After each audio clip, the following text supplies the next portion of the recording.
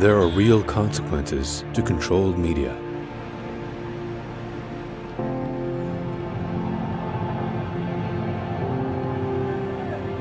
And NTD's founders know them firsthand. Our freedom of thought is the price. This is the lesson that guides us in everything we do. Yeah, so there's the tear gas there. We know the value of a free society. And we take seriously the responsibility to preserve it. We are NTD.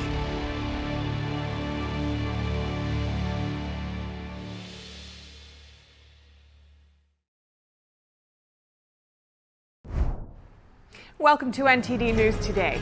Here are our top stories. Israel entering a new phase of the ground operation in Gaza, with the South likely in focus. And the UN says they can't send food to Gaza. What's the latest on the war zone? President Biden's classified documents case. Reports say the commander-in-chief will not be charged.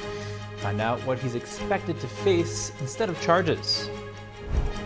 Some TikTokers are praising a letter written by Osama bin Laden after the 9/11 attacks.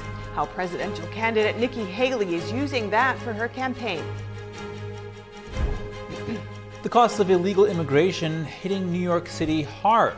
Mayor Eric Adams calls the budget cuts to police, education, and more the most painful exercise of his professional life.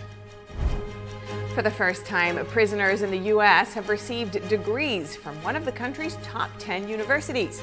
What to know about Northwestern University's prison education program. Japanese baseball fans celebrate Major League Baseball's first two-time unanimous MVP.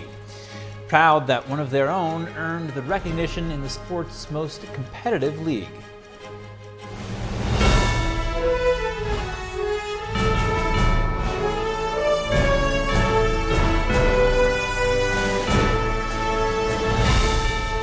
This is NTD News Today, live from our NTD Global Headquarters.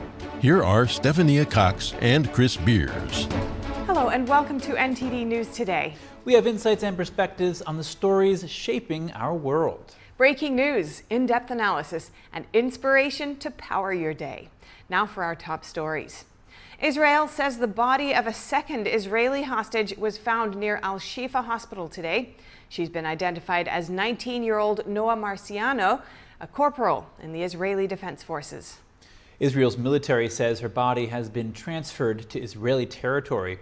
The IDF said yesterday it had found the body of a 65-year-old Israeli woman who was kidnapped. As Israeli forces make gains in the northern part of Gaza, they're preparing for the next phase of ground operations. In the last day, we completed the takeover and clearing of the entire western part of Gaza City. The next phase has begun. We have started the next phase. The IDF's chief of staff said they are, quote, close to dismantling the military system in the northern Gaza Strip. Palestinians in part of southern Gaza said they received evacuation notices today. As Israel prepares for the next phase of the campaign, Gaza is now cut off from the outside world. The territory's telecom provider said all communication services are down across the Gaza Strip due to a lack of fuel. The United Nations said today they were forced to stop sending food and other essentials to Gaza amid a communication blackout. Israeli officials say the country's war cabinet has approved letting 2 fuel trucks into Gaza per day to help meet the UN's needs. Hate on college campuses in the wake of the October 7th Hamas terror attacks. The Department of Education has launched investigations into 7 schools after complaints about alleged anti-Semitism and Islamophobia. The investigations include 5 anti-Semitism cases and 2 Islamophobia cases. The reports come from 1 K-12 school in Kansas and 6 colleges, including Cornell, Columbia, and Cooper Union in New York. The Department of Education will make recommendations to the schools after the investigation. If they don't follow them, they could lose federal funding. The investigations were launched under Title VI of the Civil Rights Act, which says universities and schools have to provide a discrimination-free environment. The U.S. is giving attention to two of its most important Asian allies. President Biden met with the Japanese Prime Minister and the South Korean President yesterday. The meeting took place on the sidelines of the Apec summit in San Francisco.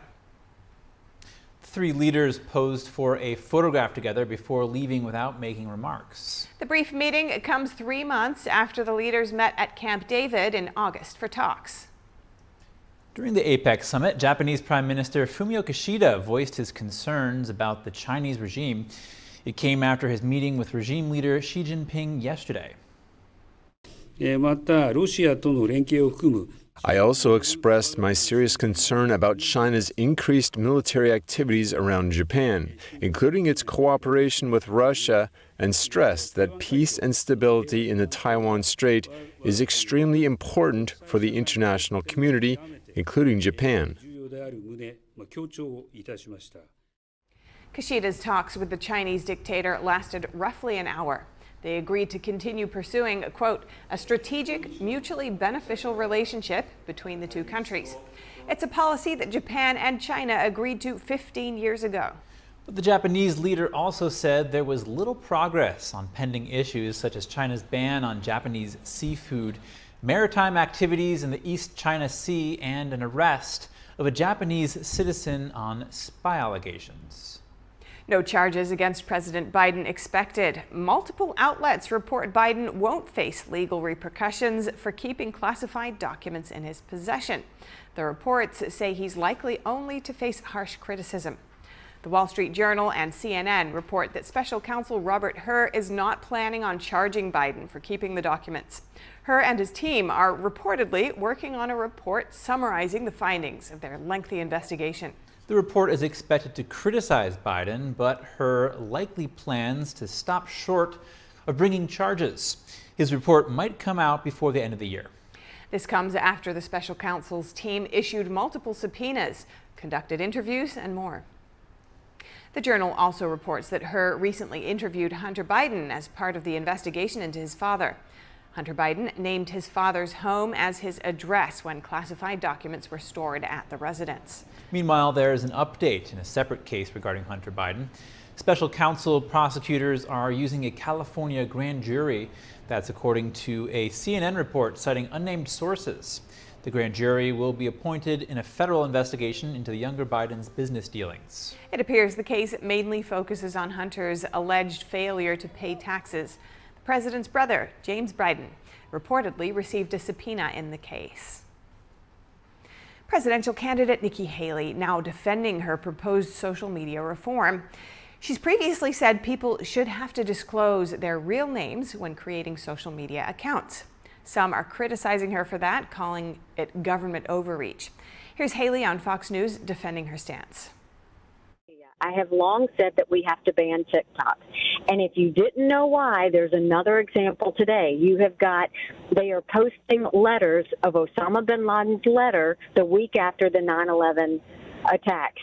And it is the justification for why he did it.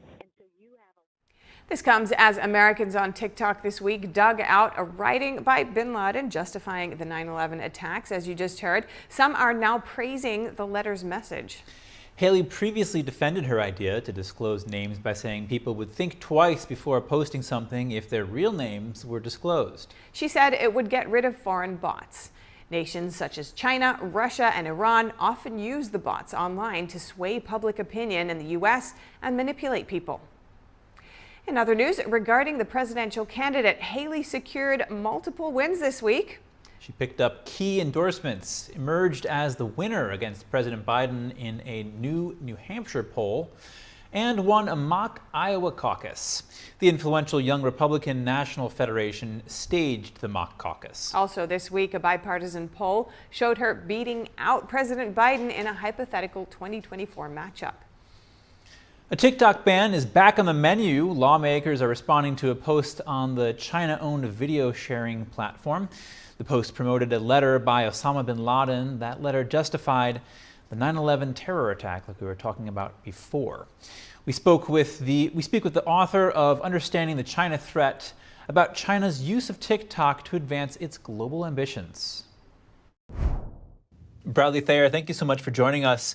Calls to ban TikTok are reemerging in the U.S. after a letter by Osama bin Laden addressed to America went viral on that app. What else undergirds the argument for a ban on TikTok?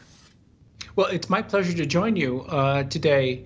I think that Americans are recognizing with the Bin Laden letter and its circulation on TikTok how dangerous TikTok is.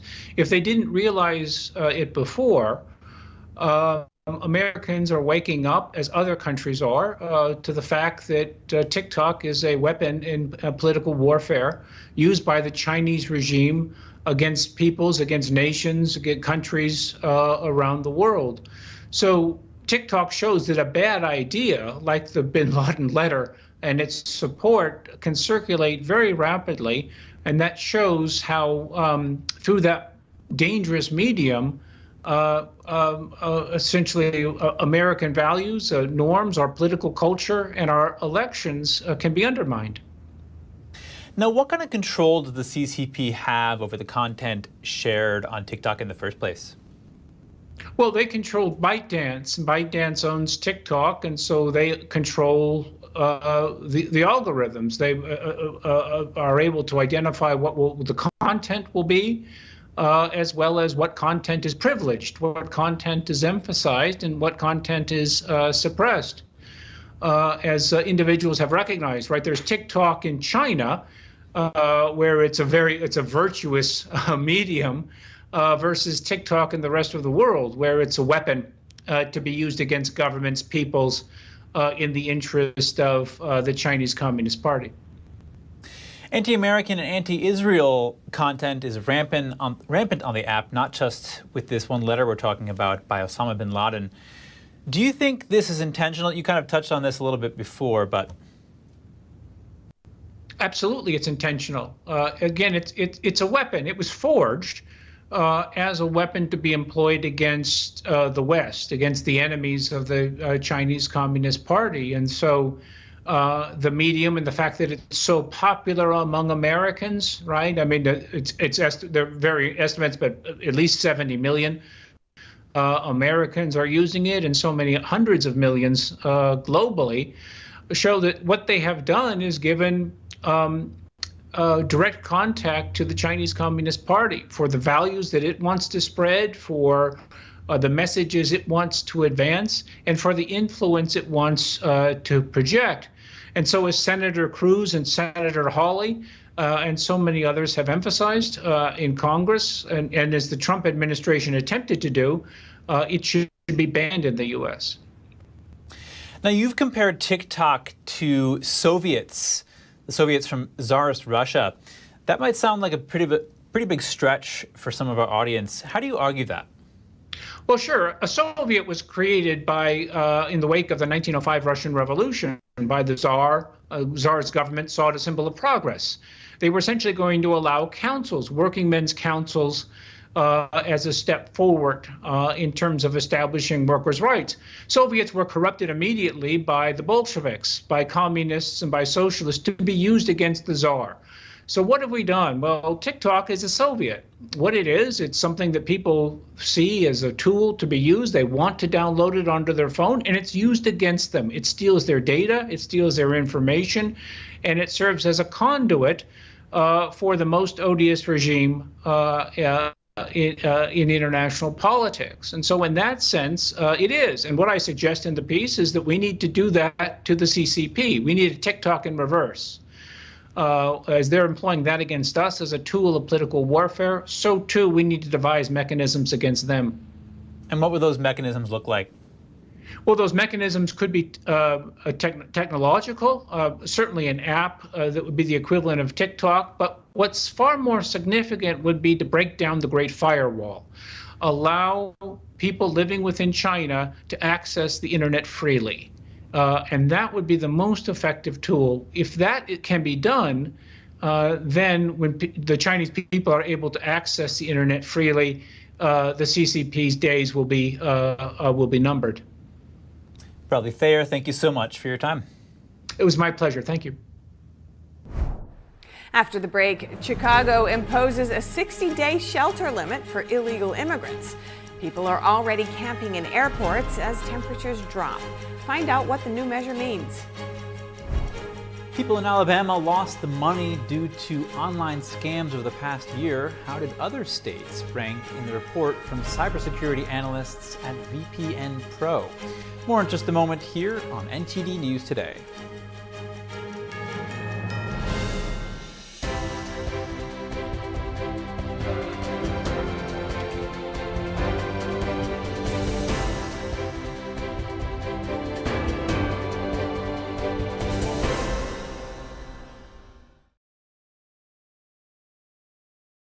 Anyone who's ever sold a home will tell you it's really hard. And it's one of the biggest financial decisions you'll ever make. That's why who you work with matters. Together with HomeLight, we take care of every detail.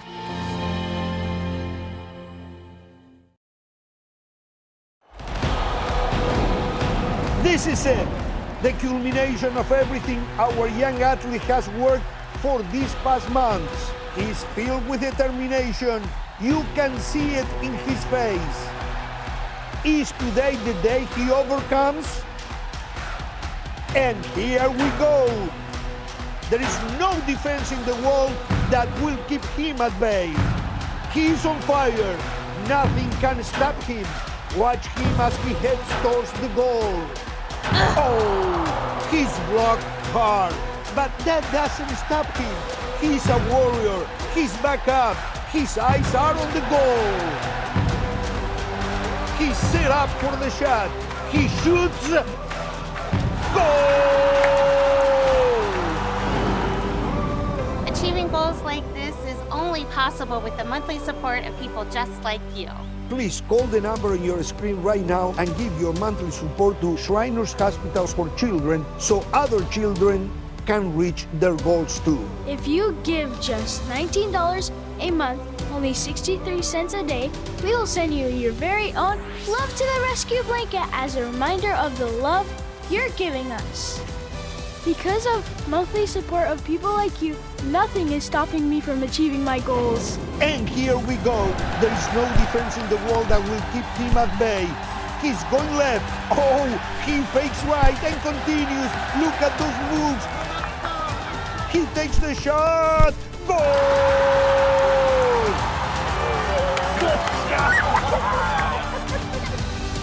Please call or go online now. If operators are busy, call again or go to loveshriners.org to give right away. Your monthly gift helps kids achieve their goals. Goal!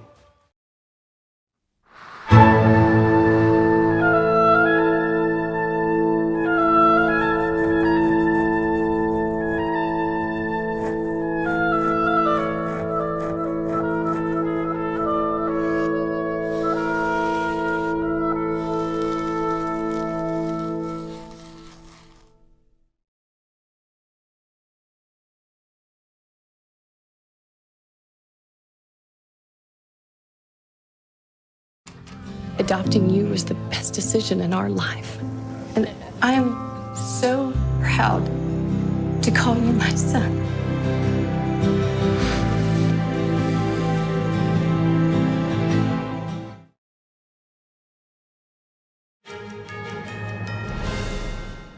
Welcome back. As the Republican primary field gets smaller, candidate Ron DeSantis is picking up supporters from South Carolina Senator Tim Scott, who recently dropped out of the race.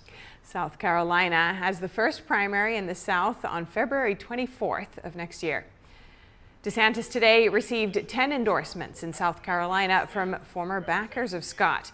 They include 2 state representatives, as well as more than half a dozen municipal-level elected officials. They had backed Scott before he shuttered his bid earlier this month, Both DeSantis and former South Carolina Governor Nikki Haley are trying to pick up supporters and donors from Scott's campaign. DeSantis' campaign says he has a total of 68 endorsements from elected officials in South Carolina, and they say that's more than any other presidential candidate. Meanwhile, former President Trump has the endorsements of South Carolina's Governor, Lieutenant Governor, Senator Lindsey Graham, and several members of the state's U.S. House delegation. Voting rights groups are challenging the constitutionality of Missouri's new voter ID law. The law requires voters to present a photo ID to cast a regular ballot. People without a government-issued photo ID can cast provisional ballots if they return later that day with a photo ID. They can also vote if election officials can verify their signatures. The law requires the state to provide a free photo ID to those who need one. The Missouri League of Women Voters, NAACP, and 2 voters sued to overturn the law last year. The plaintiffs argue the law makes casting ballots unconstitutionally difficult for some voters. The National Conference of State Legislatures reports that 36 states request or require identification to vote. Arguments will be heard starting today. And in New York, an appeals court has temporarily lifted former President Trump's gag order in his civil case. Meanwhile, Trump's legal team moves for a mistrial in the same case, alleging prejudice by the judge, Arthur Engoron. And the state's Attorney General, Letitia James, asks Engoron for a December deadline on that decision. Earlier today, I spoke with former Brooklyn Assistant Attorney General Mark Ruskin, who's also a retired FBI agent, for his insights. Mark, welcome to our show. Thanks so much for joining us. To begin with, Trump's lawyers argue that there is apparent and actual bias justifying a mistrial in his New York civil fraud trial case. From your experience, how crucial is the perception of bias in high-profile cases like this and cases of this nature in general? Well, first, hello, Steph, and thank you for inviting me. The issue of in the mistrial, such as the motion that's been filed here, the appearance of any kind of impropriety or prejudice on the parts of any of the court officers is very significant and will weigh very heavily. In this particular case, we have it's a civil trial, so the standards and the levels of proof which have to be met are different than they would be in a criminal case. But I have to note that it would be highly unusual for a misgranted at this stage of the proceedings.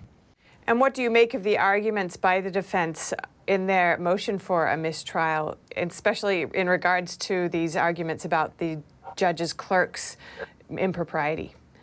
Well, the arguments are very legitimate arguments, and the behavior of the clerk has been unusual, to say the least, and has demonstrated, I would suggest, a high degree of bias on her part and on the part of the court as well.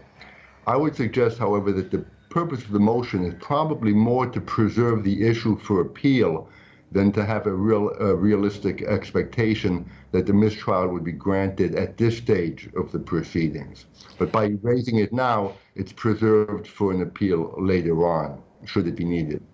I see. And what kinds of factors would the courts consider when they're looking at this motion for a mistrial?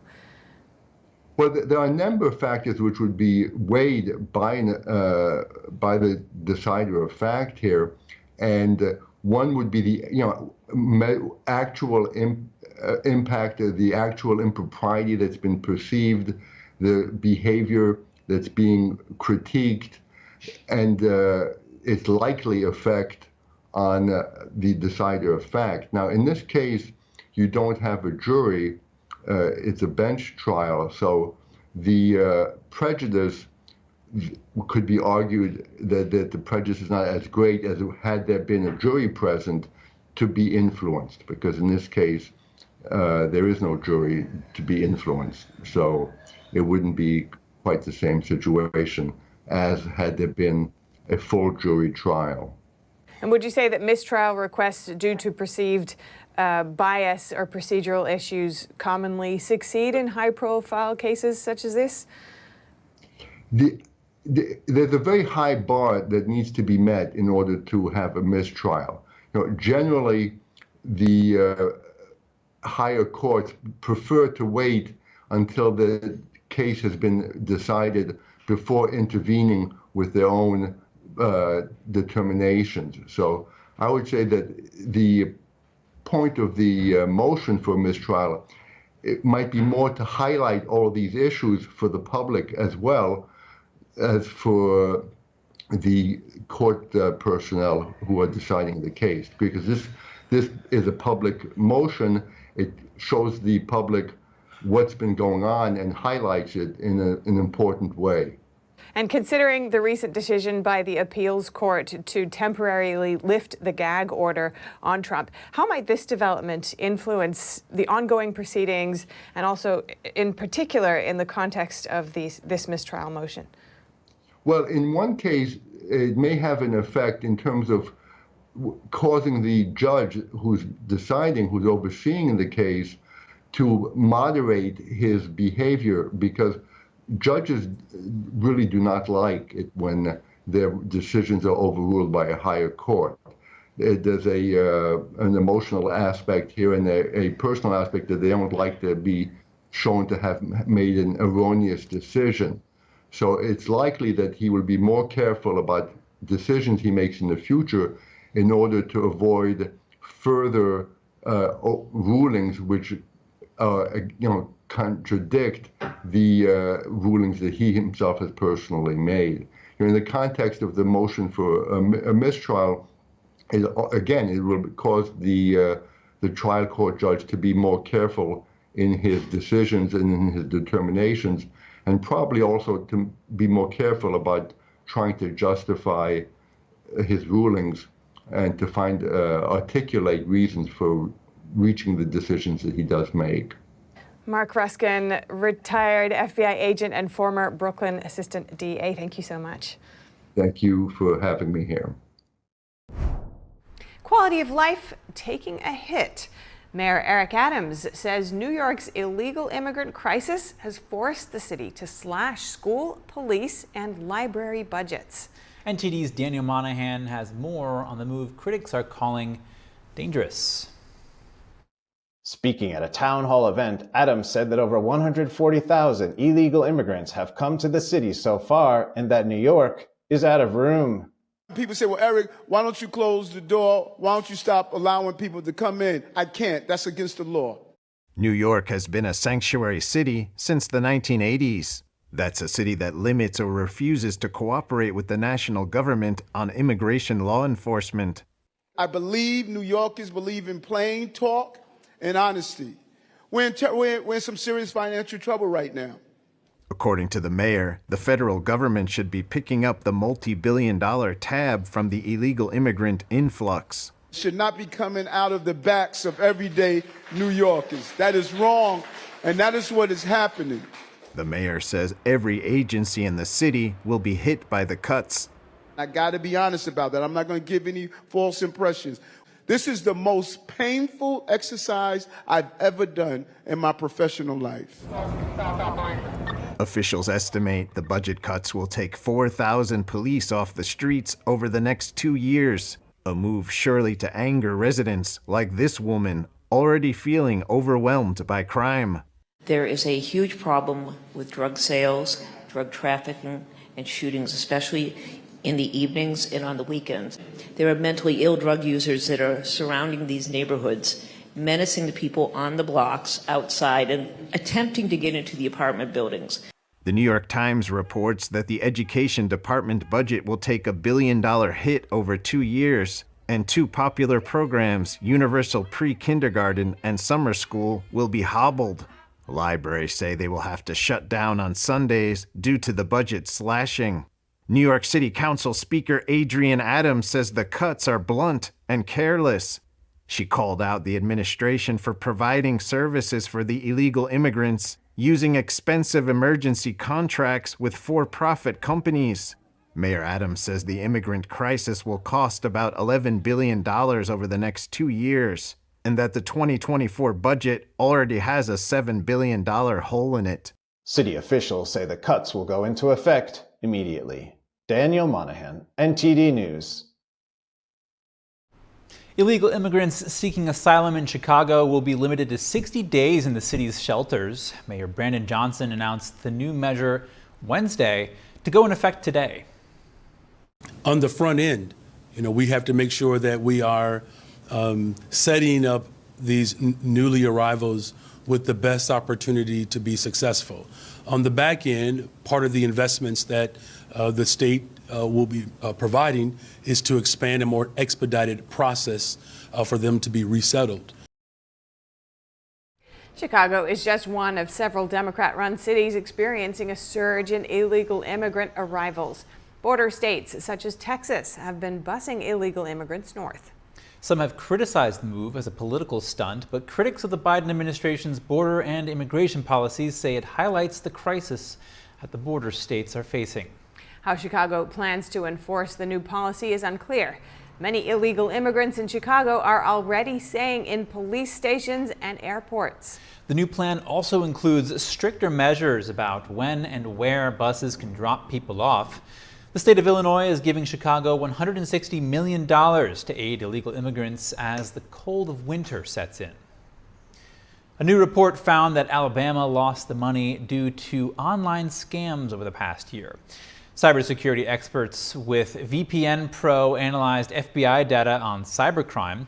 Analysts compared the total monetary losses against the number of victims in each state. Alabama was scammed the most, with about $50,000 in losses per victim over the last 12 months. New York took second place with almost $40,000 per victim. Massachusetts came in third with nearly $29,000 in losses. VPNpro found that Vermont was the safest state in the country to avoid scammers. Residents in the Green Mountain State only lost about $6,000 per targeted individual. Indiana was second safest, while West Virginia took third place. Repairs to an elevated Los Angeles freeway following an arson fire are moving faster than expected. California Governor Gavin Newsom said all lanes are scheduled to reopen by next Tuesday. That simply is due to the extraordinary work, again, of the folks you see behind me. We've doubled what we've doubled. We've doubled the crews, we've doubled down on our efforts here, materials and supplies. Earlier this week, officials said it could take crews 3 to 5 weeks. An estimated 300,000 vehicles use the stretch of freeway daily. More than 250 people worked to repair the mile-long damage to Interstate 10. Saturday's blaze burned about 100 support columns. The fire spread rapidly over 8 acres.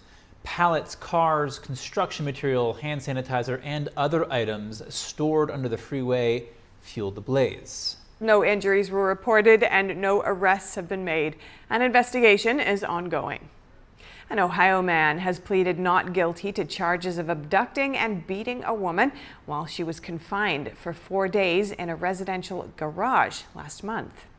William Mozingo was arraigned yesterday on charges of kidnapping, felonious assault, abduction, and unlawful restraint. He's been held without bond since his October arrest due to a parole violation. The abducted woman was found after a resident called Akron police and said a friend had a woman in their outdoor garage who appeared to be injured. Relatives say she suffered facial fractures, brain bleed, a broken arm, and finger injuries. Republicans probing the Biden administration over proposed regulation, a menthol cigarette ban. We speak with Javier Palomares, president and CEO of the U.S. Hispanic Business Council, for his take on the controversial bill. Javier Palomares, thank you so much for joining us. Yesterday, House Republicans announced they're probing the Biden administration over its proposed menthol cigarette ban. You're critical of this ban. Tell us why. Well, I tell you, first of all, I want to say that, it's commendable of the administration to try to help people stop smoking. This is obviously a good thing. The reality of it is prohibition doesn't work. Bans don't work. This ban would have a ton of unintended consequences that ultimately would disproportionately impact America's small business community and, frankly, communities of color. And what would those kind of impacts be? Well, as it turns out, if you look at the economic impact of this ban, right now, cigarette sales make up about 35% of all sales in convenience stores. Menthol cigarette sales make up about 30% of top line sales and 10% of margins at our convenience.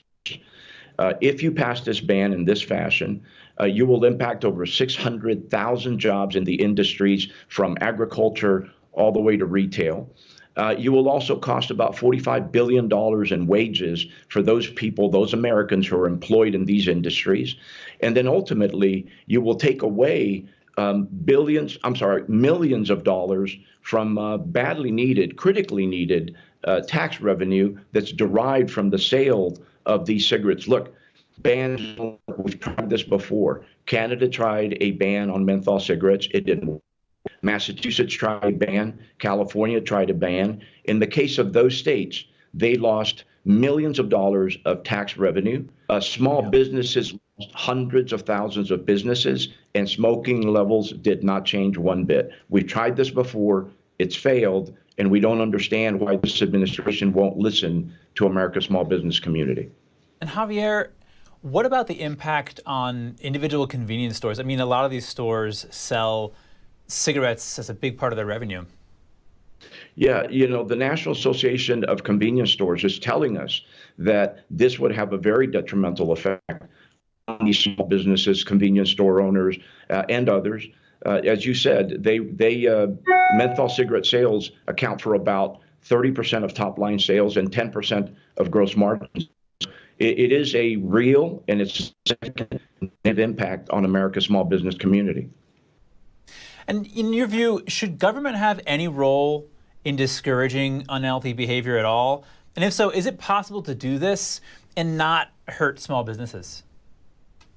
I think it's commendable, again, that the administration, I think this is well-meant legislation, if you will, but there needs to be some checks and balances. And that's the beauty of our system, right? Chairman Williams, Roger Williams from Texas, stepped in. He listened to our concern. Through the Small Business Committee, they have called for an investigation, for hearings about the unintended consequences of a ban of this sort. So while, again, it's commendable, I think the administration would do well to listen to the American small business community, listen to Chairman Williams and the Small Business Committee, and let's find out what the real intent is and ultimately what the impacts are. At the end of the day, the United States Hispanic Business Council believes that any American should be able to buy any product that is legally sold, responsibly marketed, and legally manufactured. These products meet those requirements, and I think it's time now for us to look at the real intended consequence of a ban such of this sort. And Javier, your organization issued a statement raising concerns about the menthol ban potentially bolstering cartels and terrorist organizations. Elaborate on that for us. As I mentioned, these bans have been tried before. They tried it in Massachusetts. It failed. They tried it in California. It failed. What we did find is that the cartels were more than happy to step in and begin selling illicit, illegal menthol cigarettes to consumers in those states. So the states lost millions in needed tax revenue. They lost hundreds of thousands of jobs. Small stores and convenience stores lost hundreds of thousands of customers. And at the end of the day, the only people who benefited were the cartels, who happily stepped in and started selling menthol cigarettes to consumers that wanted to smoke their cigarettes. Imagine a world where this administration is fine with selling marijuana and smoking pot, but making a menthol cigarette illegal. Imagine a world where you could go to jail for smoking a menthol cigarette, but getting stoned on pot is absolutely fine. Yeah. Javier Palomares, thank you so much for your time today. Thanks for having me, Chris. Have a good day. Coming up, a new report on Russia abducting Ukrainian kids to re-educate them. Find out where the kids are allegedly being taken. Comedians in Russia are walking a fine line in a country at war, but those who have emigrated are keen to joke about President Putin. And the house where Nazi dictator Adolf Hitler was born will soon become a police station. A town in Austria is navigating its future as it weighs connections to Hitler. More in just a moment here on NTD News Today.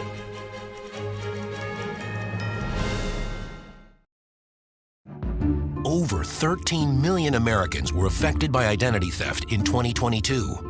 And the threats go way beyond just credit card fraud. Today's identity thieves can open loans, transfer home titles, and even commit crimes in your name. Someone got my social security number, made a driver's license, and was used for criminal activity. Your information is exposed through online shopping, banking, even corporate data breaches. No wonder there's a new victim of identity theft every 3 seconds. Only LifeLock alerts you to the widest volume of threats all in one place. I clicked, "That's not me," and LifeLock took it from there. If you become a victim, a dedicated US-based restoration specialist will work to fix the issue. All LifeLock members are backed by the LifeLock $1 Million Protection Package, including reimbursement for stolen funds. I will be with LifeLock forever. Enrollment takes just minutes. Call now or go online and use promo code GET25 to save 25% on your first year. Enroll now.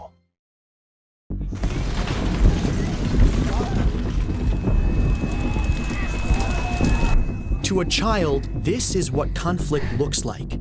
Children in Ukraine are caught in the crossfire of war, forced to flee their homes. A steady stream of refugees has been coming across all day. It's bitterly cold.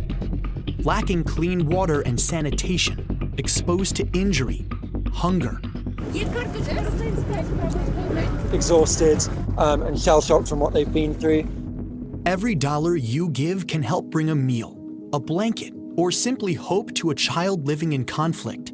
Please call or go online to GiveNowToSave.org today with your gift of $10 a month. That's just 33 cents a day. We cannot forget the children in places like Syria, born in refugee camps, playing in refugee camps, thinking of the camps as home. Please call or go online to GiveNowToSave.org today with your gift of $10 a month. Your gift can help children like Ara in Afghanistan, where nearly 20 years of conflict have forced the people into extreme poverty. Weakened and unable to hold herself up, Ara was brought to a Save the Children center where she was diagnosed and treated for severe malnutrition. Every dollar helps. Please call or go online to GiveNowToSave.org today with your gift of $10 a month, just 33 cents a day. And thanks to special government grants that are available now, every dollar you give can multiply up to 10 times the impact. And when you use your credit card, you'll receive this special Save the Children tote bag to show you won't forget the children who are living their lives in conflict. Every war is a war against children. Please, give now.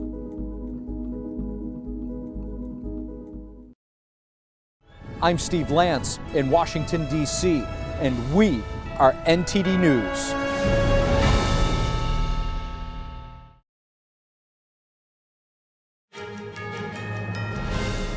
Welcome back. And now for a shift in gears, we have some short headlines from Russia, Finland, and other European countries.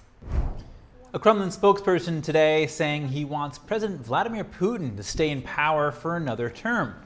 Dmitry Peskov says if Putin decides to run again, he'll surely win the election. Peskov was also asked what the next president after Putin should be like, to which he replied he should be exactly the same. Reports previously said Putin had already decided to run again. However, the reports are not confirmed. And the lower house of Russia's parliament approved a federal budget today. It devotes a record amount to defense. Russia says the budget was developed specifically to fund the Russian military. This would be the country's largest spending plan ever. Defense spending is expected to overtake social spending for the first time in modern Russian history next year. One expert suggests the budget is designed to prepare for a possible conflict with the West. Ukrainian kids forcibly taken to Belarus. Yale University published research saying over 2,400 children from Ukraine have been taken to facilities across Belarus. The children are believed to be between 6 and 17 years old. The report says this is an effort by Russia to re-educate Ukraine's children. Taking minors across a border without the parental consent is prohibited under international humanitarian law. The U.S. State Department said this is part of a broader campaign directed by Russia and that the U.S. will continue to pursue accountability. Finland is closing 4 Russian border crossings. That's to stem a flow of people traveling through Russia to get to Finland. The 4 border crossings are normally the busiest points of travel between the two countries. Finland will now place barriers in order to close the points. Some 300 asylum seekers have arrived in Finland this week. They're mostly from Iraq, Yemen, Somalia, and Syria. The Finnish government accuses Russia of deliberately funneling people to the border, a charge Moscow has denied. The European Union will stop sending waste to countries that can't process it. Around half of the EU's waste exports previously went to countries with weaker waste management rules. EU lawmakers reached a deal to revise the bloc's waste shipment regulations. Exports of non-hazardous waste will only be allowed to countries that treat the trash properly. EU countries must stop shipping plastic waste to poorer nations within 2.5 years of the legislation coming into force. And lastly, a president's dog biting another president. The incident occurred when Austria's Alexander Van der Bellen visited Moldova. Media reports say the two leaders were strolling in the courtyard when the dog bit Van der Bellen. Moldova's president apologized, saying the dog became frightened by large numbers of people nearby. Van der Bellen appeared with his hand bandaged at his next meeting. Dutch donors plan to provide 100 million tulips for Ukrainian school children. They hope the blooming flowers will help heal the children's war scars. Children are now planting tulips in front of their bombarded schools. Gardener vests, gloves and shovels. Children at a school in Irpin, a town near Kiev, are ready to plant tulip bulbs in front of this school. I'm planting tulips. I love it very much. It's exciting that the tulips will still be here when I grow up. That is great to know. Tulips are very beautiful flowers. When they bloom, everyone will come to our gates, look at our school and be delighted by the view. Russian forces occupied part of Irpin in March 2022 and bombarded the other part of the city for weeks, trying to seize it. The school suffered from at least 20 shell and missile hits, which destroyed the gym, concert hall, several classrooms and a small museum.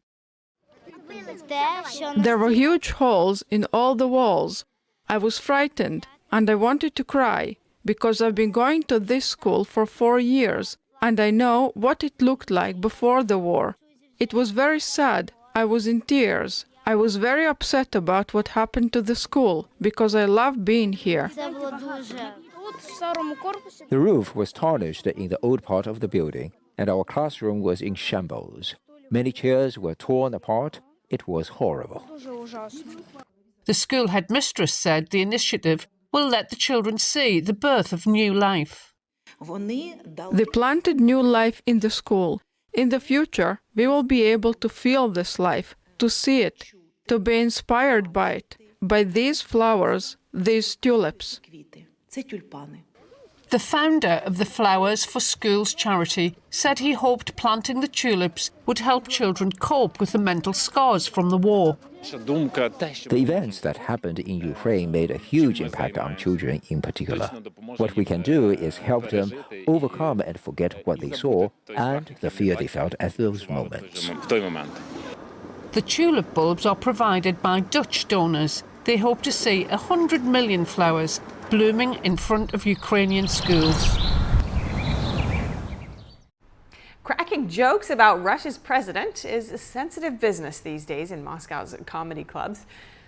So the comedians lean more towards humor about men and women, relationships, and everyday topics. But for the comedians who have emigrated, they find jokes about Putin can draw the biggest laughs. The audience are entering a stand-up comedy club in Moscow, ready for a moment of relaxation. For comedians in Russia, they have to walk a fine line in a country at war. Now, in general, you can joke about any topic. It's important how exactly to do it so as not to hurt anyone's feelings or create conflicts in the room. He said the most popular topics before the war and remained popular now are about relationships, men and women, and people.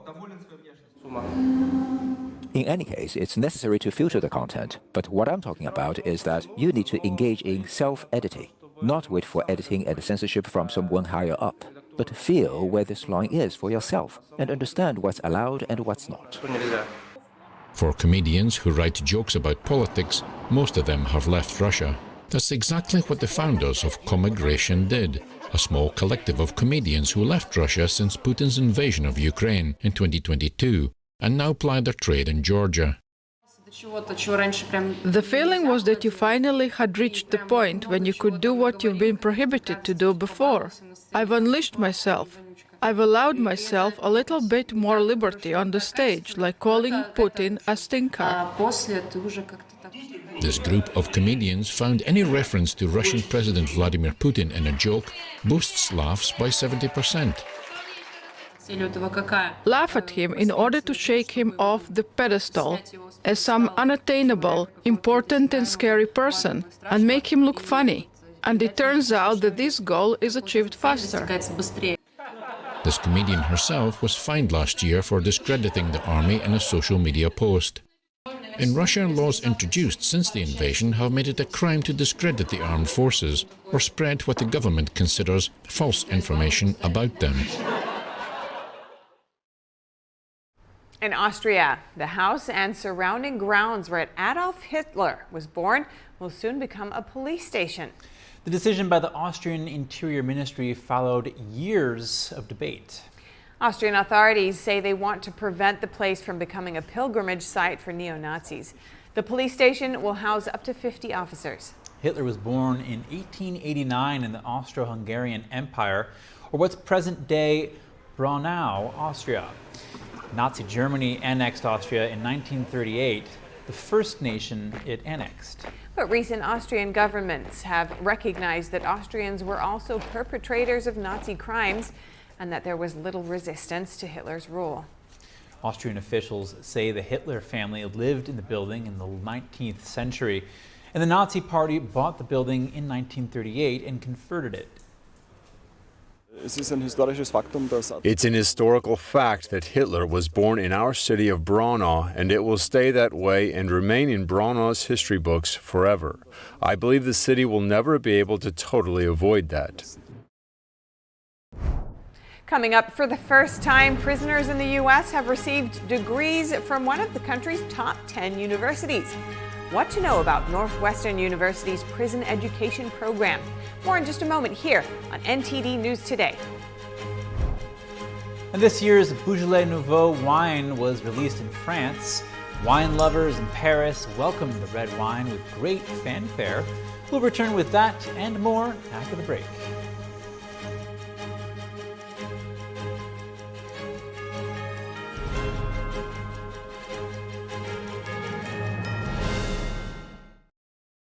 Shenyun Creations, the streaming platform from Shenyun, featuring world-class dance, past programs, and all original music.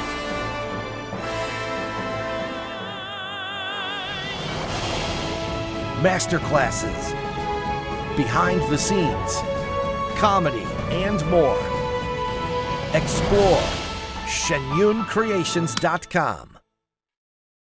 What if you could whiten your teeth by simply brushing your teeth? Now you can with Smile Actives, the teeth whitening breakthrough that safely gets your teeth white and keeps them white every day, just by brushing your teeth. I never thought that whitening my teeth could be so easy. I just put the gel on the brush, the toothpaste on it, brush, and I can see my white teeth. Simply add Smile Actives to any toothpaste and our patented PolyClean technology activates into a powerful microfoam that penetrates into the enamel surface to safely lift and remove stains. You need a simple way to whiten your teeth. Without strips, without trays, without going to the dentist. And it was about time that a product was developed that you would be able to do that with just brushing. And now, Smile Actives is even better with new Pro Whitening Gel with 33% greater whitening power, clinically shown to whiten teeth faster, up to 8 shades. 100% of users saw whiter teeth. On food stains, coffee and wine stains, even on veneers, crowns, and dentures. I eat the blueberries, I drink the coffee, and I know that Smile Actives will keep my teeth white every day. If you could use something so easy like Smile Actives to take yellow teeth to white teeth, why wouldn't you? Why spend hundreds of dollars for whitening treatments at the dentist when now you can whiten your teeth with new Smile Actives Pro Whitening Gel every time you brush your teeth? Call or go to smileactives.com and for a limited time get new Pro Whitening Gel for just $24.95. Order in the next 5 minutes and buy one, get one absolutely free for just $24.95. That's 2 for 1 and save 58%. We'll even include free shipping. Get your teeth whiter guaranteed or return it within 60 days for your money back. I smile every day now.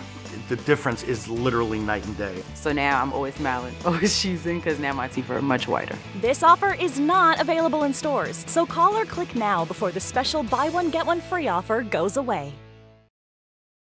Anyone who's ever sold a home will tell you it's really hard. And it's one of the biggest financial decisions you'll ever make. That's why who you work with matters. Together with HomeLight, we take care of every detail.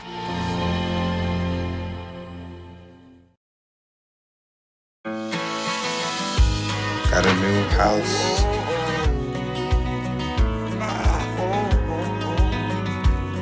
I think I finally found a place that I call home.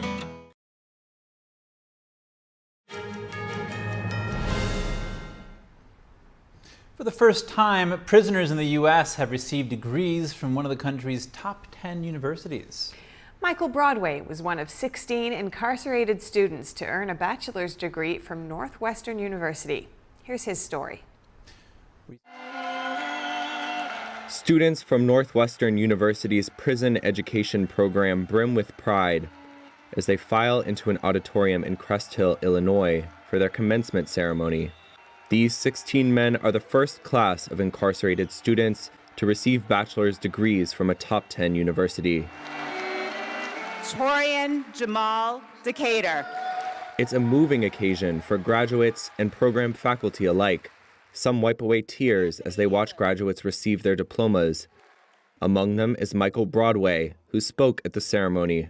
So, Mother, this is my open apology to you and to my family for every time the police kicked in that door, and for every time somebody shot into that home.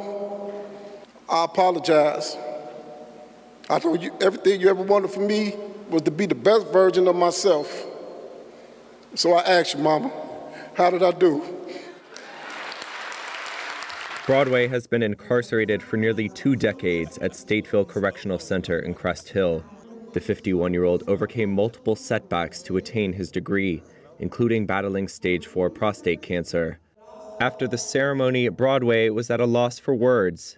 It's a feeling I never felt before. If I feel it again, I'll be able to describe it, give it a word. But right now, I have no words for it, man. It's just otherworldly.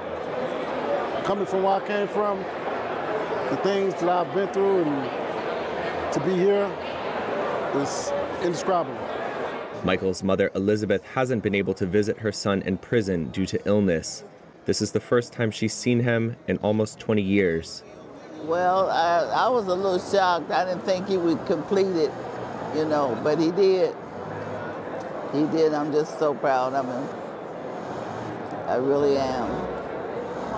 He looks so good in that gown, cap. He really looks good, yeah. Broadway's scheduled release is 2084. Lester Carroll. If he's able to be released before then, he plans to start a nonprofit focused on youth empowerment. Since 2018, Northwestern has partnered with Oakton College and the Illinois Department of Corrections to offer credited courses to incarcerated students. Professor Jennifer Lackey is the program's founding director. 20 years ago, some of these guys were in rival gangs. And here they are swapping poetry with each other and giving, critical engagements on, sociology assignments. And so I think that, the love and growth that we see in the community is really unlike anything I've experienced at the on-campus commencements. There are currently around 100 students enrolled in NPEP across Stateville Correctional Center and Logan Correctional Center, a women's prison in the state. Newly minted Northwestern graduate David Soto plans to continue his education in law school. He hopes that this first class of incarcerated students is just the beginning. I'm not something special. There are many more like me, and I will hope that they get the opportunity to be released as well so that we could showcase and perhaps really change the world. Research has found that moving your body more is the key to resolving chronic back pain. Here's NTD's Gina Marie with Strong Mind and Body to break it down for us.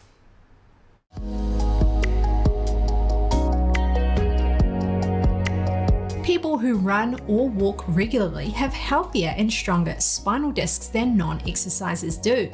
This is very reassuring because some doctors tell patients with back pain not to run. This is because they think that the jarring of the foot striking the ground will damage discs and injure backs, but there is no data to support such opinions. That said, if your back hurts when you run, you should stop running. Walking will offer much of the same benefits with less jarring. The vertebral bones of the spine are separated by pads called discs. These absorb the shock of hard exercise such as running or lifting weights. The nerves that supply your body branch out from the spine between the vertebral bones where the discs are located. With aging or inactivity, the discs weaken and can be squashed between the much tougher vertebral bones. A squashed disc can protrude between the vertebral bones and may pinch nerves, which can cause excruciating pain. Scientists have known for a long time that a lack of exercise weakens muscles and bones, while exercise strengthens them. But until recently, no good studies have shown that exercise also strengthens discs. Some doctors believe that rapid movements and pressure will damage discs. But several animal studies have shown that a regular exercise program strengthens discs. It also makes discs larger and stronger and strengthens discs in rat spines. Here are some exercise tips to improve the health of your back. If you have back pain, you should check with your doctor for a specific diagnosis and treatment. Specific daily back exercises are the primary treatment for most causes of chronic back pain. Realize that some conditions can be worsened by exercise. If you have a condition that is treated with exercise, you should get instructions from a physical therapist who can teach you specific belly and back exercises and how to use exercise machines properly. Improper exercise can worsen your condition. Start off with very low resistance and stop immediately for the day if pain worsens. The best indicator of damage from exercise is pain. Listen to your body. And finally, try to exercise every day and don't do anything that increases pain in the injured area. Japan's Shohei Ohtani has become Major League Baseball's first two-time unanimous MVP. Japanese fans said they were proud that one of their own earned the recognition in the sport's most competitive league. For our generation, Ohtani is a star. I was very happy that he went to MLB and has been very successful there. And I am very happy that he won the MVP award for the second time. It's awesome. People in front of a Tokyo station were rushing to pick up Friday's morning's newspaper. Ohtani has played his entire MLB career with the Los Angeles Angels. Now he's a free agent. Some speculate he could land baseball's first $500 million contract. It's that time of year in France. Wine lovers in Paris welcomed the annual release of Beaujolais Nouveau. The first wine of the 2023 season went on sale after midnight yesterday. Beaujolais Nouveau is a red wine made from grapes in France's Beaujolais region. It's released for sale annually on the third Thursday of November. A restaurant owner in Paris said that the quality of this year's Beaujolais Nouveau was exceptionally good due to a late heat wave in September that created a more condensed wine. By strict tradition, the first bottles are uncorked precisely at midnight to great fanfare. It allows us to celebrate too, because behind Beaujolais, There's more than just the product. Behind Beaujolais, there's celebration, and celebration is important. With Beaujolais, you have conviviality, you have sharing, and you have unity.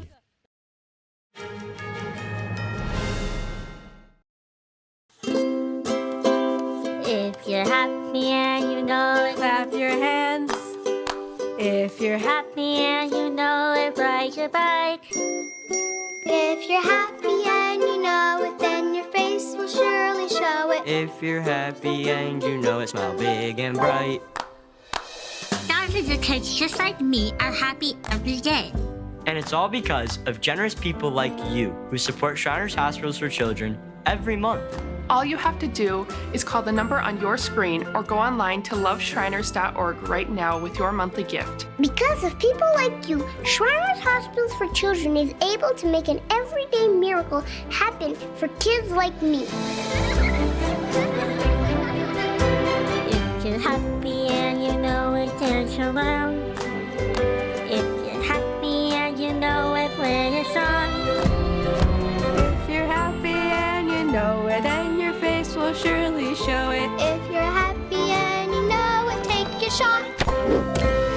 And when you call or go online right now to donate $19 a month or more, we'll send you this adorable Love to the Rescue blanket as a thank you and a reminder of all the smiles you're bringing to kids' faces every day. Will today be the day you send your love to the rescue? When you call the number on your screen right now and give as little as $19 a month, just 63 cents a day, you'll be making a life-changing difference for a child, just like Sarah. Your monthly gift today could change your life forever. Because of you. We are happy and we know it. Thank you. Thank you. Thank you. Thank you. Please call or go online right now to give. If operators are busy, please wait patiently or go to loveshriners.org right away.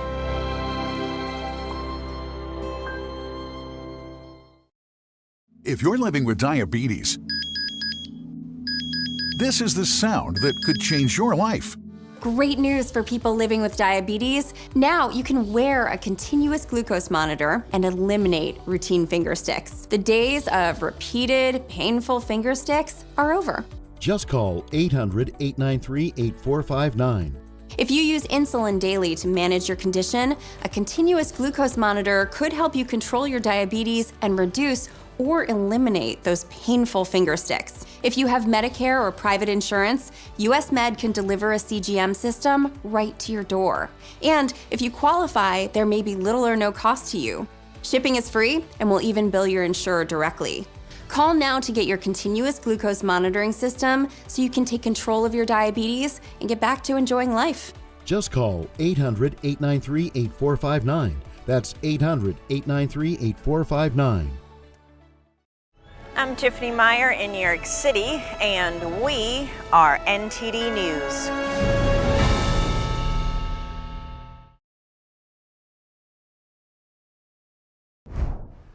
Welcome to NTD News Today. Here are our top stories. Congressman George Santos faces a fresh effort to expel him from Congress. The House is expected to vote when it returns from a 2-week recess. President Biden's classified documents case. Reports say the commander-in-chief will not be charged. Find out what he's expected to face instead of charges. Some TikTokers are praising a letter written by Osama bin Laden after the 9/11 attacks. How presidential candidate Nikki Haley is using that for her campaign. Missouri's new voter ID law is facing challenges. How the state is adapting to the law that requires a government-issued photo ID to cast a regular ballot. If you've ever considered buying a car on Amazon, well, soon you can. A new deal has been announced. Sri Lanka's top court finds its former president guilty of the country's worst financial crisis last year. What does the ruling say?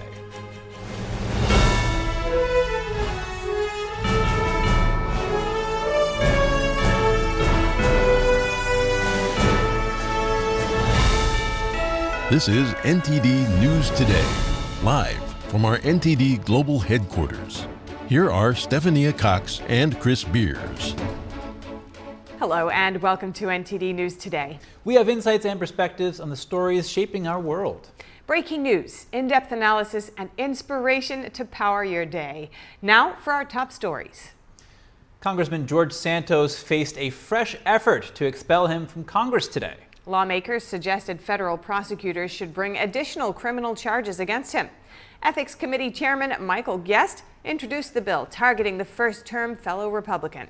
Santos has been engulfed in scandal since his 2022 election. The 35-year-old previously pleaded not guilty to federal charges of laundering campaign funds to pay for personal expenses. The congressman is also accused of charging donors credit cards without permission. Santos has repeatedly refused to resign. The House is expected to vote on the expulsion effort when it returns from a 2-week recess on November 28th. Republicans control the chamber with a narrow 221 to 213 majority. A motion to expel requires 2/3 support in the House. As Israeli forces make gains in the northeast part of Gaza, they're preparing for the next phase of ground operations. In the last day, we completed the takeover and clearing of the entire western part of Gaza City. The next phase has begun. We have started the next phase. The IDF's chief of staff said they are, quote, close to dismantling the military system in the northern Gaza Strip. Palestinians in part of southern Gaza said they received evacuation notices today. As Israel prepares for the next phase of the campaign, Gaza is now cut off from the outside world. The territory's telecom provider said all communication services are down across the Gaza Strip due to a lack of fuel. The United Nations said today they were forced to stop sending food and other essentials to Gaza amid a communication blackout. Israeli officials say the country's war cabinet has approved letting 2 fuel trucks into Gaza per day to help meet the UN's needs. Hate on college campuses in the wake of the October 7th Hamas terror attacks. The Department of Education has launched investigations into 7 schools after complaints about alleged anti-Semitism and Islamophobia. The investigations include 5 anti-Semitism cases and 2 Islamophobia cases. The reports come from one K-12 school in Kansas and 6 colleges, including Cornell, Columbia, and Cooper Union in New York. The Department of Education will make recommendations to the schools after the investigations. If they don't follow them, they could lose federal funding. The investigations were launched under Title VI of the Civil Rights Act, which says universities and schools have to provide a discrimination-free environment. No charges against President Biden expected. Multiple outlets report Biden won't face legal repercussions for keeping classified documents in his possession. The reports say he's likely only to face harsh criticism. The Wall Street Journal and CNN report that Special Counsel Robert Hur is not planning on charging Biden for keeping the documents. Hur and his team are reportedly working on a report summarizing the findings of their lengthy investigation. The report is expected to criticize Biden, but Hur likely plans to stop short of bringing charges. His report might come out before the end of the year. This comes after the special counsel's team issued multiple subpoenas, conducted interviews, and more. The Journal also reports that Hur recently interviewed Hunter Biden as part of the investigation into his father. Hunter Biden named his father's home as his address when classified documents were stored at the residence. Meanwhile, there's an update in a separate case regarding Hunter Biden. Special counsel prosecutors are using a California grand jury. That's according to a CNN report citing unnamed sources. The grand jury will be appointed in a federal investigation into the younger Biden's business dealings. It appears the case mainly focuses on Hunter's alleged failure to pay taxes. The president's brother, James Biden, reportedly received a subpoena in that case. Presidential candidate Nikki Haley now defending her proposed social media reform. She previously said people should have to disclose their real names when creating social media accounts. Some are criticizing her for that, calling it government overreach. Here's Haley on Fox News defending her stance. I have long said that we have to ban TikTok. And if you didn't know why, there's another example today. They are posting letters of Osama bin Laden's letter the week after the 9/11 attacks. and it is the justification for why he did it.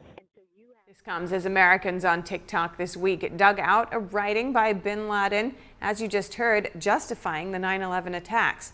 Some are now praising the letter's message.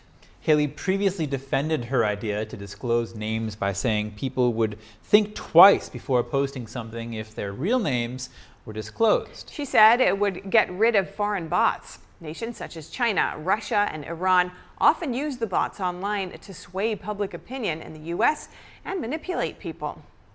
In other news regarding the presidential candidate, Haley secured multiple wins this week. She picked up key endorsements, emerged as the winner against President Biden in a new New Hampshire poll, and won a mock Iowa caucus. The influential Young Republican National Federation staged the mock caucus. Also this week, a bipartisan poll showed her beating out President Biden in a hypothetical 2024 matchup. As the Republican primary field gets smaller, candidate Ron DeSantis is picking up supporters from South Carolina Senator Tim Scott, who recently dropped out of the race. South Carolina is the first primary in the South on February 24th of next year. DeSantis today received 10 endorsements in South Carolina from former backers of Scott. They include 2 state representatives, as well as more than half a dozen municipal-level elected officials. They had backed Scott before he shuttered his bid earlier this month. Both DeSantis and former South Carolina Governor Nikki Haley are trying to pick up supporters and donors from Scott's campaign.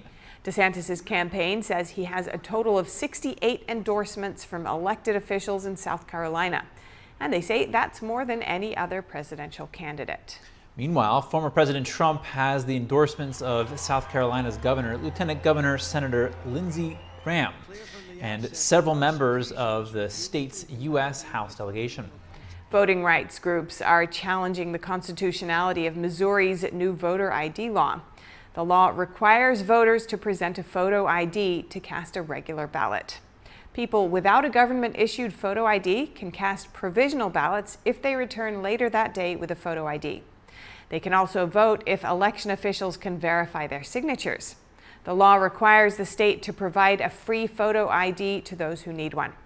The Missouri League of Women Voters, NAACP, and 2 voters sued to overturn the law last year. The plaintiffs argue the law makes casting ballots unconstitutionally difficult for some voters. The National Conference of State Legislatures reports that 36 states request or require identification to vote. Arguments will be heard starting today. And in South Carolina, Robert F. Kennedy Jr. reiterating his vow to be on the presidential ballot in every state and in Washington, D.C. A recent New York Times Siena poll shows Kennedy making gains and leading both President Biden and President Trump among voters under 45 in 6 battleground states. Earlier, we spoke with Epoch Times reporter Jeff Louderback, who's been following the candidate's campaign. Jeff, welcome to our show. Thanks so much for joining us. To begin with, what distinguishes Robert F. Kennedy Jr.'s independent presidential campaign in terms of securing access to the ballot and across all 50 states, especially considering the requirements for independent candidates? Well, that's been his main transition since announcing on October 9th that he was running as an independent. Now, instead of, obviously, if you get the Democrat nomination, you're automatically on the ballot, or, you know, he would have been on the ballot in the Democratic primaries. But on the general election as an independent, you have to go through the guidelines, and each state is different. There's 50 states in Washington, D.C.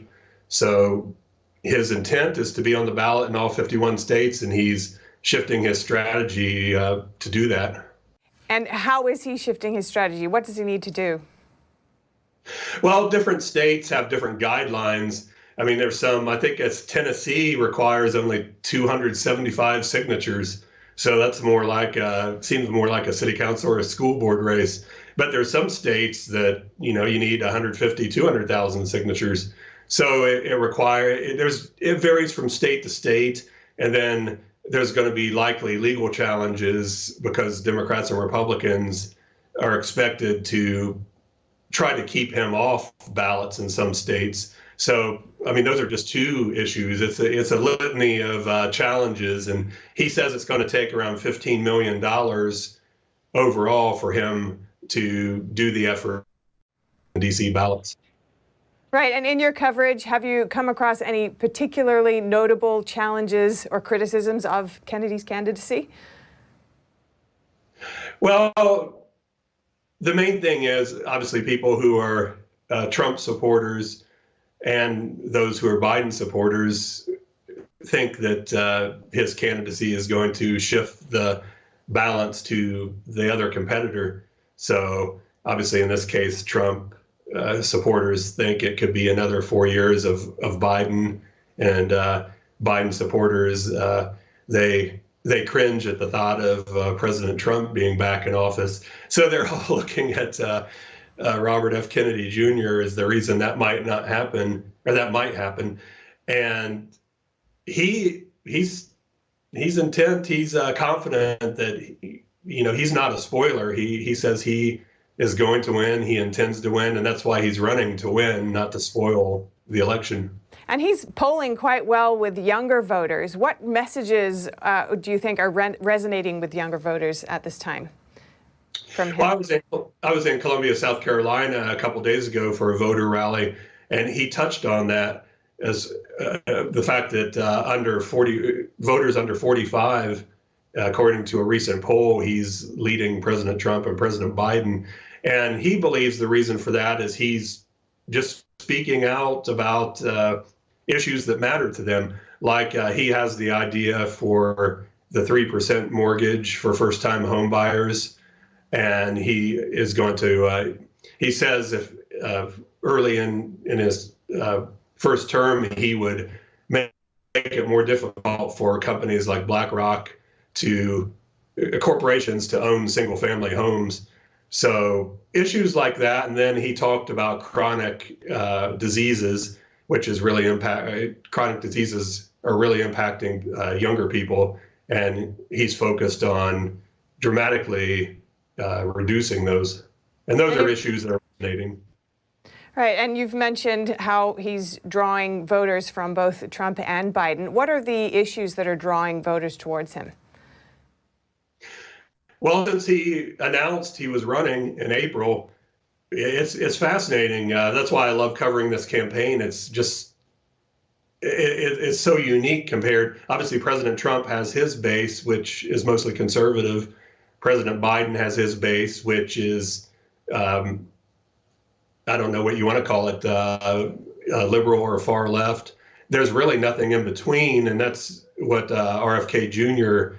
is reaching, because he has some views that appeal to conservatives, some views that appeal to moderates, some views that appeal to people who lean far left, but he focuses on unity and being able to accomplish goals and tasks and being able to do hard work, because he has a track record of suing and winning against corporations and government agencies, and that resonates with a lot of people on both sides too. And he, of course, the unity message appeals to everyone, because a lot of people I talk to at these events, they just are tired of the divisiveness, and they want a different option than Trump or Biden. All right, thank you so much, Jeff Louderback, reporter with the Epoch Times. Really appreciate it. Have you ever wanted to buy a car on Amazon? Well, soon you can. A new deal has been announced. More in just a moment here on NTD News Today.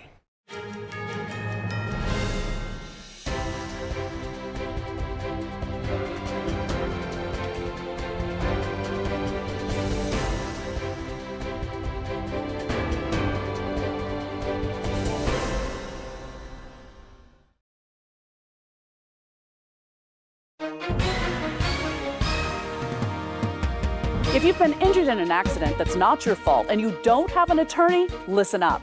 We have legal professionals standing by to tell you what your case is potentially worth.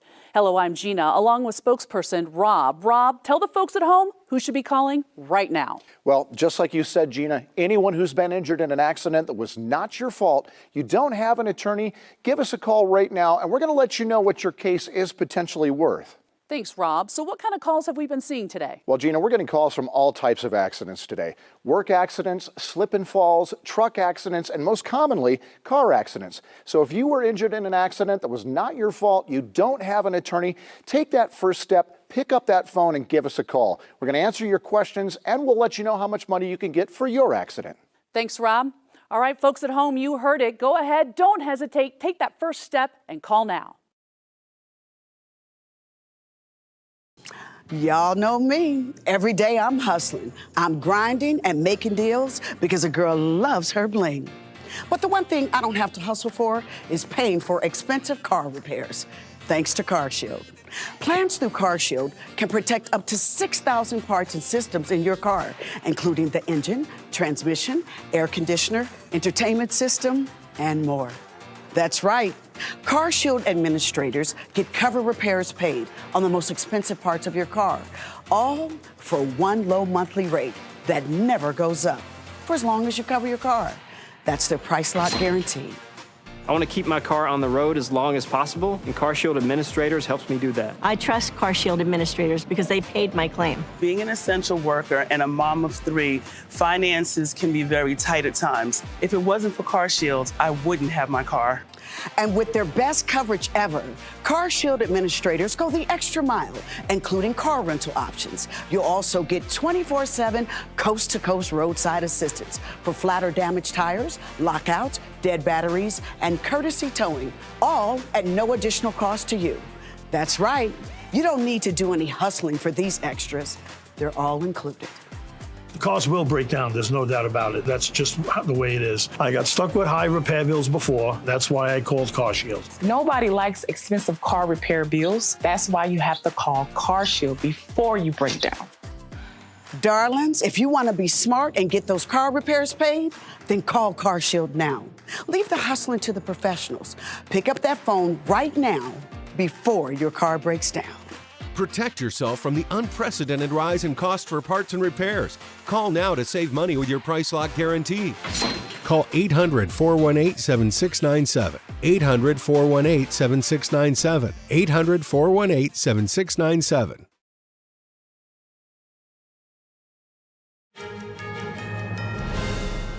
Welcome back. Concerns about the abuse of private data. House Judiciary Chairman Jim Jordan has subpoenaed Bank of America for information about whether they shared customer data with the FBI. Specifically, the transactions of those in D.C. during the 2021 Capitol breach. The committee is investigating whether proper legal procedures were followed. Whistleblowers claim Bank of America shared information about customers who made transactions in the Washington area on or near January 6th, including those who brought firearms using Bank of America accounts. Bank of America argues they followed applicable laws, adding that it cooperated with the government's urgent efforts to deal with possible criminal activity around the presidential inauguration. A top U.S. banking regulator is facing mounting pressure over how he handled allegations of sexual misconduct among agency staff. Republican lawmakers are calling for the chair of the Federal Deposit Insurance Corporation, or FDIC, to resign. They're also vowing to investigate. The Wall Street Journal reported earlier this week that the banking regulator had failed to stop widespread harassment. FDIC Chair Martin Gruenberg told Congress he was troubled by the revelations and vowed to take corrective action. Senator Sherrod Brown said the reports of misconduct were, quote, extremely concerning. The Democrat chair of the Senate Banking Committee called on the FDIC's Inspector General to investigate.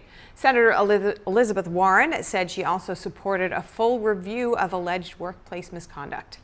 Republican committee members John Kennedy and Tom Tillis called on Gruenberg to resign. You can buy almost anything on Amazon, and soon you'll be able to buy a car on the online shopping platform as well. One of the first cars that will be available for purchase next year is a Hyundai through an agreement with the South Korean automaker. Joining us now is NTD Business host Don Ma. Tell us more about this, Don. Yeah, sure. This new announcement, it came yesterday, and it seems like the vehicle launch will be happening next year. So local dealers will soon be able to show their cars directly to consumers on Amazon. And through the deal, right, the first car that consumers will be able to buy is a Hyundai. And like in typical Amazon fashion, it's going to be delivered to your door, or you can pick it up at a car dealership if you choose so. So the goal here really is to make the experience on the consumer as seamless as possible, right? Just like anything else you can buy on Amazon, it's quite seamless. But in itself, getting a car online, it's not anything new. But what's really a breakthrough here in this case is that Hyundai will be able to have access to the millions of consumers that are on the Amazon platform. So that's really the breakthrough here. And whether they're going to talk to other companies besides Hyundai at this point is unsure, but to start off, at least we'll be able to get Hyundais. Right, but Don, most states have laws that either limit or ban whether a seller can sell directly to a consumer. So how's Amazon dealing with that? Yeah, sure. So that's a great question, Steph. So the end seller of the vehicle is still going to be the dealer. Amazon's platform here is simply playing a middleman type of role in this whole process. And how Amazon is dealing with these laws is that it's actually circumventing the situation by making sure that dealers remain an important part of the process. And in this process, consumers, of course, will be able to, once they select a vehicle, they'll be able to configure it, calculate price, locate a dealer to complete the deal as well. And I think this may have some potential here, because I don't know about you guys, but personally, if I'm looking for an item on for example, everyday item, I might not actually go to a physical store anymore, because the hassle of thinking which store might have this thing that I want and which aisle in the store you have to go to. Sometimes it's just aisle after aisle after aisle that you have to go through to find this. So simply, I would just go online, type in the name and it gets delivered to my door. I mean, I think it's more than just me in this camp, so I think it might have some potential here. Yeah, that's possible. All right, what else is happening in the business world, Don? Yeah, sure. Around 500,000 people were rejected, it seems like, for what they thought was their share of a $725 million class action Meta settlement. This is a lawsuit actually that claimed Facebook parent Meta violated their privacy. So suppose you were a Facebook user in the United States between May 24th, 2007 and December 22nd, 2022. In that case, you may be eligible for a cash payment. But the company that administers the settlement fund said it had rejected around 500,000 of them. Some, of course, due to fraud. The company Angion has yet to finish processing the whole thing. So the number of people getting rejected might actually grow in the future. But besides that, Apple is announcing some big changes to the iMessage on iPhone. The company unveiled new plans to adopt a messaging standard that will bring iMessage features to Android users. The new standard will add features like read receipt, typing indicators, better support for group chats, and higher quality media sharing across platforms. Apple plans to add support for rich communication services later next year as well. But don't expect the blue or green bubbles to go away anytime soon, because one analyst says that keeping the colors is actually an Apple marketing strategy that will likely continue. And some good news for consumers. Walmart CEO Doug McMillon says consumers could see lower prices in the coming weeks and months, with Walmart possibly entering a, quote, deflationary environment. We'll see on that. So McMillan says the U.S. food industry may be heading into a period of deflation after 3 years of price hikes. Food prices have increased 25% since the pandemic started. All right, thank you so much, Don. Thank you. We're not sure if this will fit in Santa's sleigh, but Tesla's Cyber Squad is sure to be at the top of many Christmas lists. The $1,900 toy is back up for sale on Tesla's website after being recalled last year. At the time, the U.S. Consumer Product Safety Commission said it did not meet safety regulations for a youth ATV. The latest model has a new warning label saying it is not for off-road use and is not a youth ATV. The Cyberquad can reach a speed of 10 miles per hour. It's designed for kids ages 9 to 12 with a maximum weight limit of 150 pounds. Coming up, China's tech giant Alibaba is seeing a major drop in value after its unexpected U-turn on plans to spin off its cloud business. What's behind the move? The boss of Samsung denied wrongdoing after South Korean prosecutors sought to put him in jail for 5 years. We'll have the details soon when we return. Hi, I'm Caleb, and this is my story. I was born with osteogenesis imperfecta or brittle bone disease. I have broken my bones almost 200 times, and I have had 11 surgeries. But I didn't let that stop me. I love to bike ride, climb, race, and I'm learning how to stand and walk. But I can only do all of this because of generous people like you and Shriners Hospitals for Children. Because of people like you, Shriners Hospitals for Children has helped more than 1.3 million kids just like me, regardless of their family's ability to pay.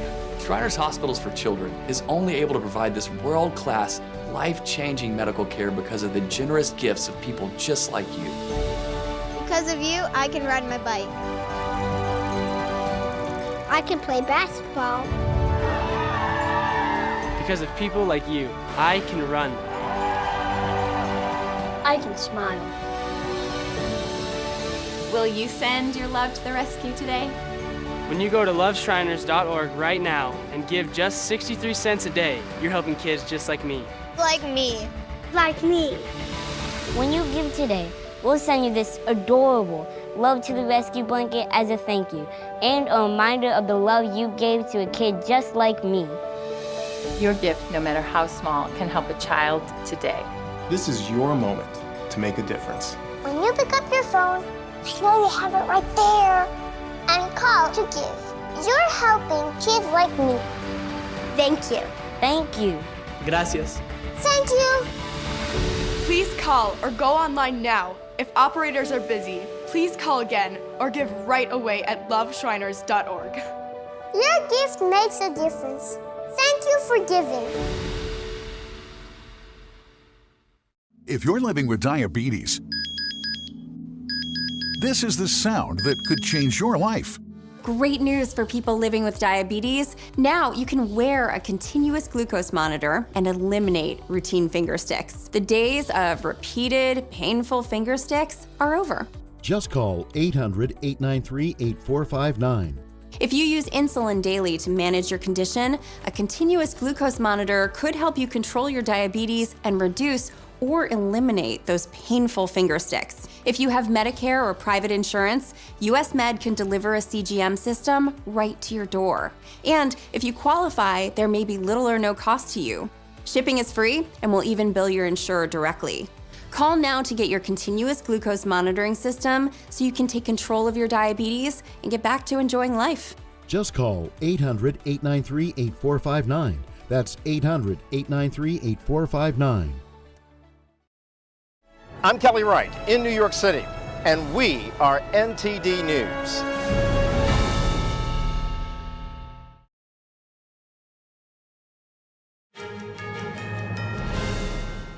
Welcome back. Shares of China's e-commerce giant Alibaba plunged 10% in Hong Kong today, shedding about $20 billion in its market value.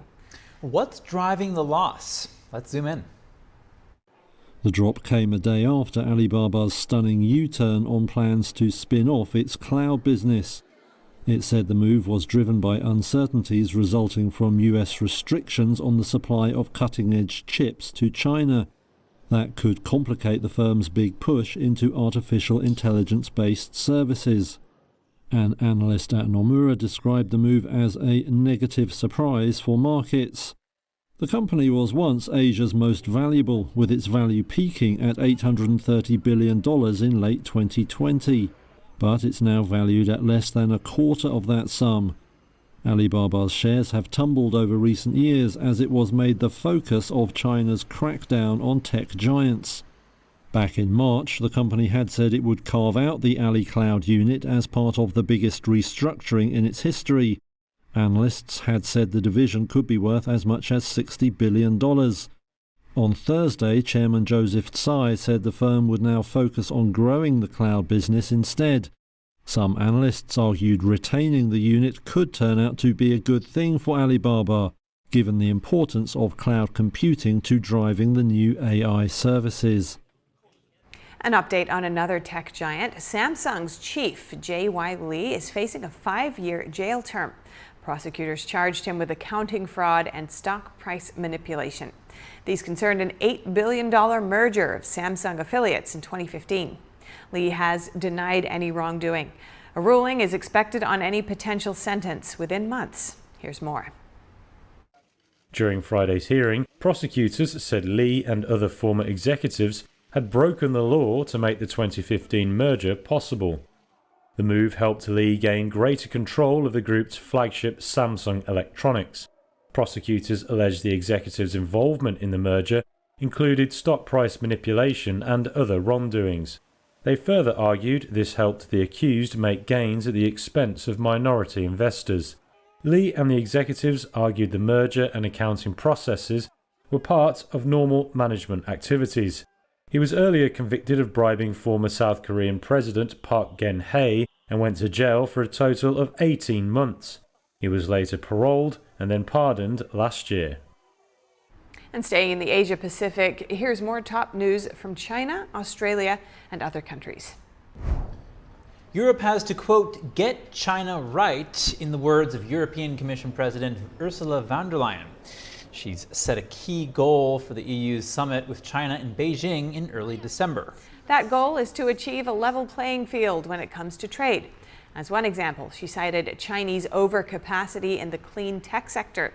She said this will worsen as its economy slows down, leading to more exports to Europe and more market distortion.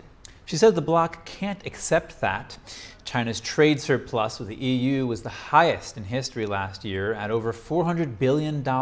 In her speech, von der Leyen mentioned multiple times that Europe has to get China right, and noted that China is not the same country as 10 years ago. An Australian man is denying that he works for the Chinese communist regime. Lawyers for Melbourne businessman and local community leader Di San Dong argued against the allegations in court today.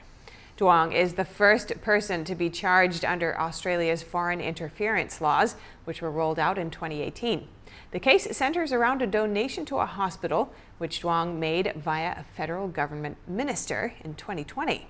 Authorities said it was a covert attempt to curry favor on behalf of the Chinese Communist Party. If convicted, the businessman faces a potential 10-year prison sentence. The trial continues next week.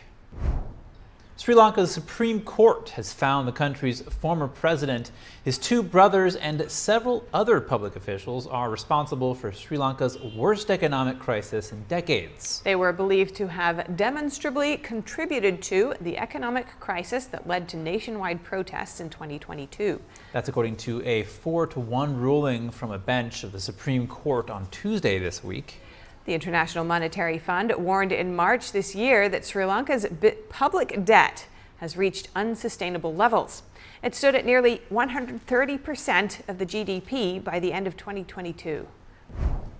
A magnitude 6.7 earthquake struck the southern Philippines today. Authorities say the earthquake killed 1 person, injured dozens of others, and damaged buildings. According to the U.S. Geological Survey, the quake struck off the island of Mindanao at a depth of 48 miles. On the southern tip of Mindanao Island, residents watched as water in a garden pond sloshed and stirred when the ground shook. Videos posted on social media showed ceilings falling at 2 large malls as pillars swayed. Soon, it may not be legal to eat dog meat in South Korea anymore. The country aims to ban the practice amid growing protections for animals. A policy chief for the ruling party said the government will introduce a bill this year to enforce a ban. The official added that with expected bipartisan support, the bill should sail through Parliament. Animal rights groups welcomed the prospect of a ban, while dog meat farmers protested in front of Parliament. According to government data, there are about 30 slaughterhouses, 220 distribution companies, and some 1,600 restaurants serving dog in South Korea. When we come back, sperm whales are under threat, but the Caribbean island of Dominica could have a solution. More shortly here on NTD News Today.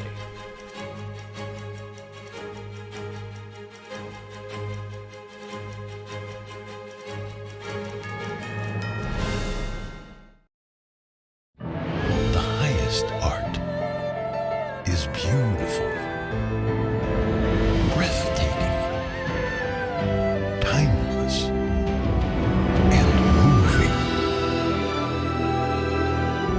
Experience art with 5,000 years of history, inspired by the divine. Experience Shin-Yun.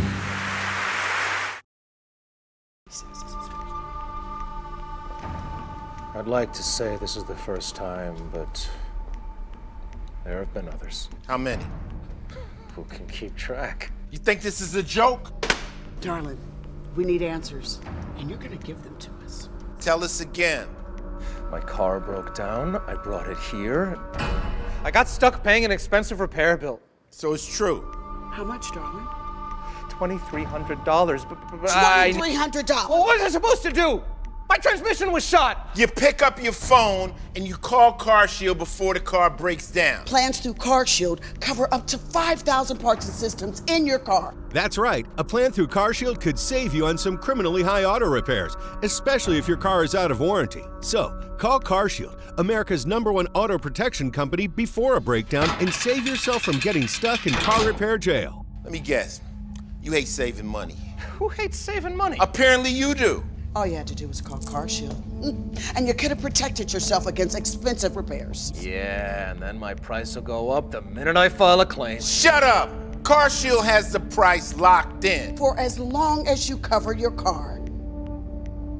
Guess I should have called CarShield? It's about time you said something that made sense. Now you know what you need to do next time. Bet he'll call CarShield now.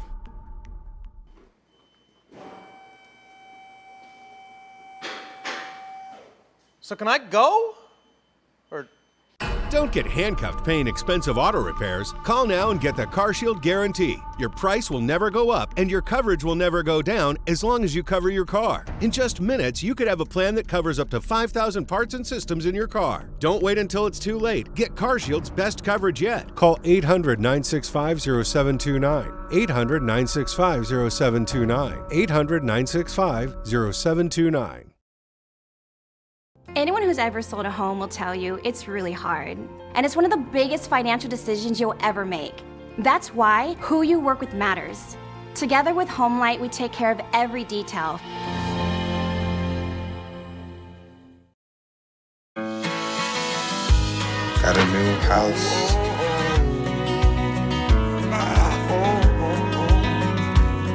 I think I found a place that I call home.